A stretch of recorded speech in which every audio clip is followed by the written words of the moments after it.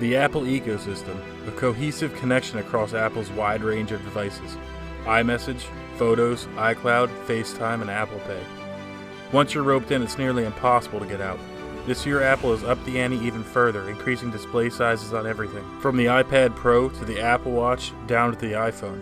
We now have an iPhone with a crazy 6.5-inch display. That's pushing towards iPad mini territory. To think Steve Jobs thought 3.5 inches was all we'd ever need. The iPhone XS is an absolute monster under the hood. It features a 6-core Apple-designed A12 Bionic chip built on their 7nm process, paired with 4GB of RAM and either 64, 256, or 512GB of storage, like I have here. This is in combination with the brilliant 6.5-inch Samsung-produced Super AMOLED display that makes this phone a champion for not only day-to-day tasks, but gaming as well. I've not had a single stutter or lag while using this device, and I pushed it very hard, leaving many apps open in the background to return to them later with no issue. It plays every mobile game you could want to play effortlessly, if that's your thing. Mobile gaming is becoming one of the most popular ways to play, and you can see how badly I suck at Fortnite here. That doesn't get much better with a mouse and keyboard or a controller either. Speaking of that gorgeous AMOLED display, it has a resolution of 1242 by 2688, giving it a pixel density of 458 ppi.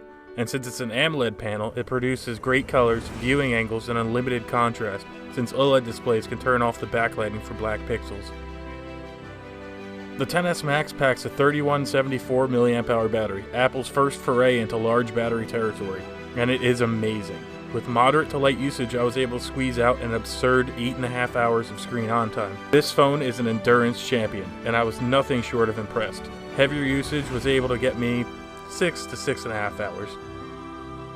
On back of the XS Max sits a pair of 12-megapixel optically stabilized cameras, one standard lens and one telephoto used in combination for portrait mode. At f1.8 and f2.4 for the telephoto zoom lens, both capable of video recording up to 4K 60 FPS and 1080p 30, all the way to super slow-mo at 240 FPS, which if you recall, isn't quite as slow as Samsung's 960 FPS. But that's at 720p. This year Apple has come up with a new smart HDR, which takes multiple pictures at once and stitches them all together to give you the cleanest and brightest overall shot. Up front, there's a 7-megapixel selfie shooter at f2.2 paired with the true depth sensor system with Face ID. The front camera is also capable of portrait shots as well as up to 1080p 60 FPS video recording. Have a look at some samples.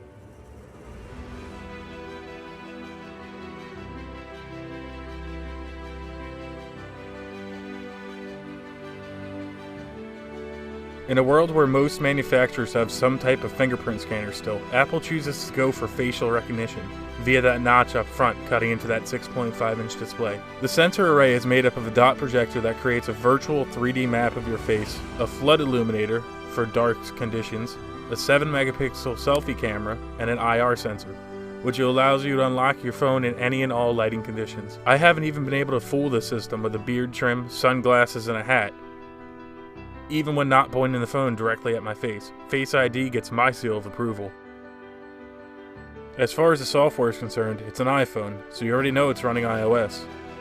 At the time of filming, my XS Max is running iOS 12.1, and since there's no home button, the OS is entirely gesture-based, with a swipe up to go home, a swipe from the bottom and hold for recent apps, and a swipe from the top left or right for notifications or control center, respectively.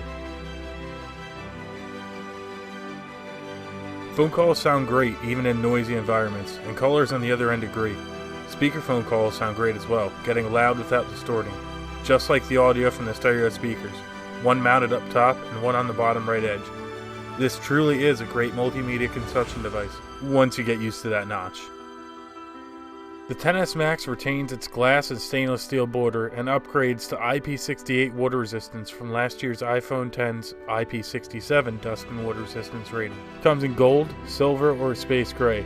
And I don't think Apple even knows what space gray is supposed to look like anymore though. Feels good in the hand and has a nice heft to it, so you're constantly reminded you're holding a premium flagship device. Now obviously we can't talk about the iPhone without talking about the elephants in the room. Because yes, this is a full-on circus.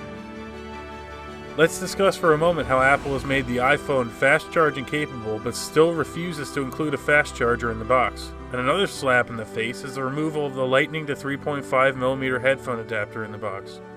Come on now, Apple. We all know by now you're greedy, but for $1,100 you should be providing us with everything possible to stay competitive.